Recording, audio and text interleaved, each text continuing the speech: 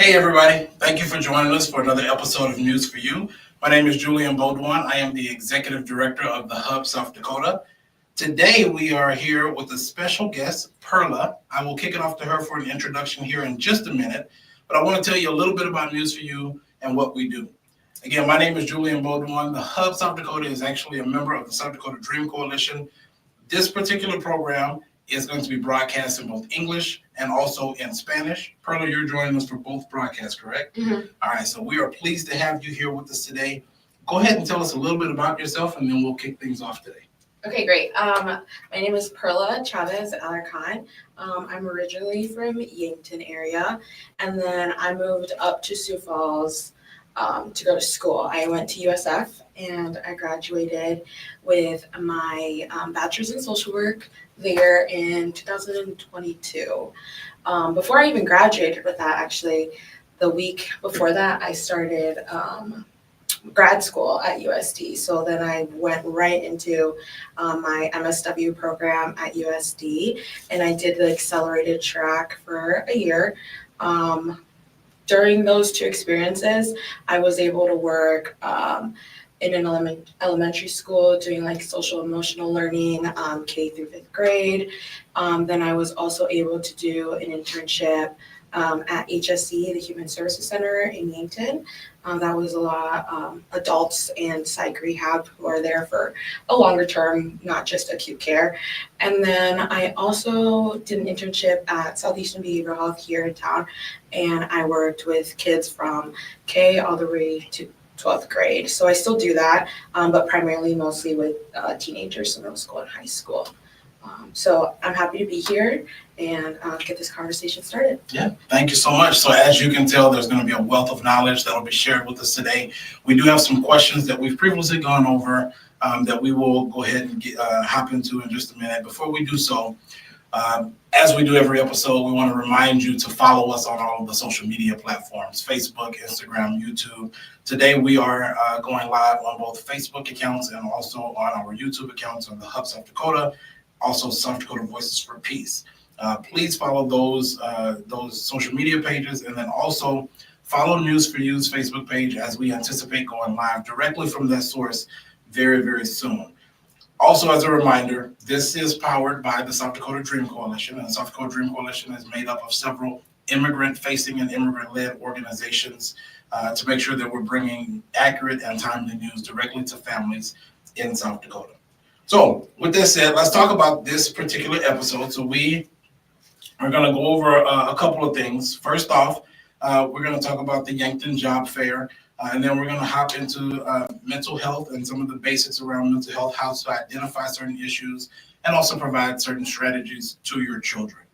The one thing we wanted to kind of jump off and talk about is things that are happening directly in the news right now. Simple Foods processing plant down in Yankton unexpectedly closed this week, and it left about 300 employees to find another job. So the South Dakota Dream Coalition members, Connecting Cultures, as well as South Dakota Voices for Peace, along with some other community leaders down in Yankton, are coming together to do a job fair or job and resource fair on Tuesday, March 25th at 9 a.m. It'll last until 1 p.m. and it's at the National Field Archery Association headquarters. Spanish interpreters will be available. So please, please, please show up if you are one of those folks that were affected. Even if you're not one of those folks that were affected and you're looking for a job, please show up. We will have resources available. We will also have folks available to lead you in the direction in which you need to be going in your community for the best fit for your family. So, all right, this is our first guest at News for You. Perla, say your full name for me again. Perla Chavez Alarcon. And so you're a licensed clinical social worker. Are you currently working as a social worker or a therapist? Well, so my position is unique. So I do both like social work and I do therapy. So I work with families if they need assistance in filling out Medicaid, if they need any resources in town, connecting them to whatever they need in the city of Sioux Falls. But all my clients come from the Sioux Falls School District. Okay. And then additionally to that, working with the families, I do individual therapy with the kiddos in the families or in the office with them. So what led you to become a mental health therapist? What are some of you've talked about the things you specialized in, but what's your motivation? What led you there? Well, surprisingly enough, my father is one of the people that was affected with the simples. So I grew up in an immigrant household, and I've always translated. I've helped people in the Yankton community, my own family, anywhere, educationally, hospital settings. So I knew that I always wanted to help. I just didn't know how I wanted to. And then I went to school. I studied social work, and then I loved it because you can do everything. You can work with individuals, communities, organizations, and I love working with people. So I decided to try out therapy. So then that's why I went and got my MSW so I could specialize in individual counseling. But in this role, I've realized that I can do more than just that. So I could work the whole well-being of a family. Yeah. And so for those who don't know, MSW stands for Masters of Social Work? Yes. Okay. Master's Social Work. All right. So awesome. Now, so this really hits home for you then. Yeah. And I know it's stressful for a lot of families out there, particularly immigrant communities. Let's maybe shift focus a little bit. Talk about the different ways you have seen in your career stress come out in situations like this. What do families typically deal with? How do they react? And then after that, we'll maybe jump into kind of understanding how to react to those situations. Yeah. So, I mean, everybody's different. Everybody reacts differently, but a lot of times these families are in fight or flight or freeze. So it's usually like go, go, go, or I mean, they finally get a moment to catch their breath. But like some examples are like, yeah, I know families that have been affected by this closure. Mm-hmm. And so it's okay, what's our next move? What are we gonna do? We gotta think about the kids. Or like when we were younger, or when I was younger, it was like we have to move different towns so we can get a job. So it just comes out differently and it affects everybody differently. The kiddos are like, I don't wanna leave school. Parents are like, we have to in order to survive and make a living. And then emotionally it affects you because you have this whole different new adjustment that you have to get used to. New people, new locations. Some people it's different languages, and some of them don't have the support that they would have if they were in like their home countries. Mm-hmm. So you kind of talked a little bit about when you said with the kids, especially those who don't necessarily have an understanding of what's happening. Mm-hmm. Why do you think it's so important for those around them to have a complete understanding of mental health? Because sometimes it's easy to just be like, it'll be fine, you're fine, it's just like a phase. But these little things affect you in the long term. Mm-hmm. So if you don't understand and try to process what's going on with you right now, in the long term, you might have consequences that will affect your relationships, your career. So it's important to address those issues right now, or not issues, but validate what's going on in your life. So I know we refer to that type of sentiment a lot as generational trauma. Mm-hmm. Can you talk a little bit about what generational trauma is? Sometimes it doesn't just affect the person in the situation, but it can affect generations to come. Can you talk about maybe the importance of understanding that aspect of stress as well? Definitely. So a lot of families have generations where we immigrated to the US. We have experiences that then pass on to our families, our children, then our children's children. And if we cope with it a certain way, then the next generation is going to learn to cope with it that way. And those can be positive or they can be negative. So all those traumas that we experienced like generations ago, little Johnny might also have an impact of it. Like my children will have an impact of growing up in the United States because our families came to America, right? And so I am trying to break those invalidating cycles and try to show emotional support to the next generation so then we don't keep on struggling and we can move forward. So then let's talk about things to look out for. Mm-hmm. I know oftentimes we refer to those things as triggers when you talk about trauma, but how do we, as parents or as family members or as loved ones, how do we notice those things that are happening and maybe be able to cut them off before they happen or provide support around those things? What are the things we should be looking out for? Yeah, so in it's not a specific thing that you're going to look for, like, but there's a variety of different things that might happen when your kiddo is misbehaving. They're wanting to like skip school. Is there a reason or something's going on?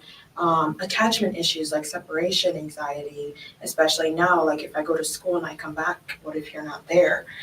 So there's a lot of things to look out for, especially just like anxiety with like the police. Like I see them and it tense up. How can we relax ourselves without like reacting negatively to it or having an outburst with somebody else? There's also like physical pain. Sometimes it's easier to say my stomach hurts than to acknowledge that, oh, I feel anxious and like I'm having these reactions physically. So there's a lot of things that you can look out for, but those are some of the most common ones. That's absolutely huge and crucial for parents to understand for sure. Let's now kind of maybe give some tools that parents can use when children are showing symptoms of maybe poor mental health. What are some of the things that parents can do now? Yeah. So one thing that I get a lot from my parents is they won't talk to me.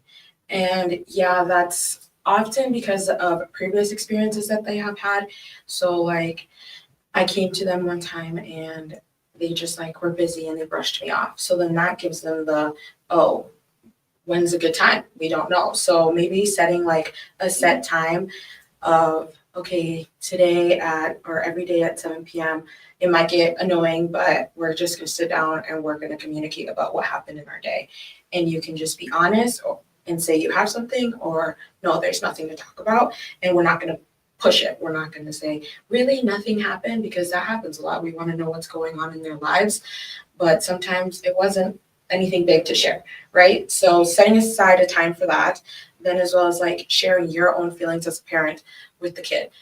Sometimes they think, oh, my parents are like perfect or like they're busy and they don't have time to listen, but like adults are stressed out too. And it's okay to show your kid that you're sometimes struggling as well. Like that shows that you're human and it's okay to do. So just having that support for them and showing them that you have those similar feelings, even if it's not from like the same situation. Other things that you can do is you can like do distracting skills with them. You can go on walks, you can draw with them, or like maybe they don't want to talk about their day, but draw an event that happened or something that was significant during that day, or have a movie, anything that does like self-care with them. Ask them. Sometimes they don't want to watch your movies from like the 80s or something, but if they maybe want to watch like the new Hunger Games movies that are coming out, I don't know. So it's always best to ask them what they want. It's not that hard. So communicating with them is essential for it to be a good relationship. Yeah, for sure. And vulnerability is so important when you're talking about adults. Sometimes, of course, we want to be their heroes so often that we don't show vulnerability, and sometimes that can harm our children and the way they're growing up. So I appreciate you mentioning that. Before we kind of close off this, is there anything else that you wanted to add to our conversation today? No, I don't think so. Well, maybe just one. If you really feel like you're struggling, know that there's support for you out there. Maybe you just don't know where to find it. So you can always reach out to like the 988 hotline. You can text it, call it, or you can look on the website 211 as well for any additional resources. Awesome. Well, thank you so much for joining us. Hopefully we'll have you back again soon, because we just basically touched on just a little bit of what you do. And so I know there's a lot more knowledge to tap into. So thank you again. Before we wrap up, I just want to give you guys a couple of reminders that we have. So free power of attorneys. Remember, power of attorneys are free. We'll continue to harp on that, but we're also going to continue to provide resources for you to get those power of attorneys. So how to keep your children and financial assets safe if you are either detained or deported. South Dakota Dream Coalition partners are notarizing and providing free copies of power of attorneys. You can get those printed off for free from South Dakota Voices for Peace website. Now, in Sioux Falls, you can call Caminado Juntos at 605-274-3735, and you can make an appointment to fill out your power of attorney. They also have people there who can provide notary stamps. Every Monday from 5 p.m. to 7 p.m., you can go to South Dakota Voices for Peace office, which is located at First Congressional UCC Church. That's on 300 South Minnesota Avenue. And they will be able to help you fill out a power of attorney as well. They have Spanish speakers and people who can also provide a notary to you. You do not have to make an appointment with South Dakota Voices for Peace. You can call if those hours or those dates don't work for you. You can call up to South Dakota Voices for Peace, and their number is 605-782-9560. And you can make an appointment for another day. Again, that's if the Monday does not work for you from 5 p.m. to 7 p.m. There's also now just taxing and accounting services. They have POAs available. They also have Spanish-speaking staff available, as well as notaries that are on site. So we ask that you call ahead for them, and then their number is 605-332-5255. So make sure you call that number ahead of going. If you need me to repeat that number, we can certainly put that down in the comments below, or this is a stream, so just rewind it and you'll be able to catch it. So those are the options you have in Sioux Falls. We also want to make sure you have some options down in Yankton. So if you do live in Yankton, please connect or contact Connecting Cultures. They do ask that you send them a Facebook message, and then they will be able to assist you that way. So as we continue to hear of more options or more opportunities, and as we continue to connect with more organizations doing this type of work, we will be sure to add them to our list. Again, as we've said in the past, if you have anyone or any organization that you would like to recommend to help us in this situation, please send them our way as well as adding to the conversations that we have. If there's something that you want to hear or questions that you have, please also send them our way to South Dakota Voices for Peace, or you can go directly to News for You and send us a message there too. So, one other thing. If in fact you can't make it and maybe you have a community group that's getting together and you'd like us to show up to you, we are more than willing and more than happy to do that as well. So whether it's a soccer club event, church event, family event, we are more than happy to bring those power of attorney forms to you, as well as some Spanish speaking individuals and notaries directly to you as well. One thing that we say in every single episode is, remember, you have the right to remain silent if law enforcement asks you any questions. You should not allow law enforcement to enter your private space, like your home or your apartment, without a valid judicial warrant. To learn more information about any of that information that I just shared, please tune in to any previous News for You episodes and also visit South Dakota Voices for Peace website. Again, thank you so much for watching. We can't do this without your support, so please continue to support, please donate, and please continue to watch and share these live episodes that we're doing on both Facebook, Instagram, and also YouTube. Thank you, and have a great day.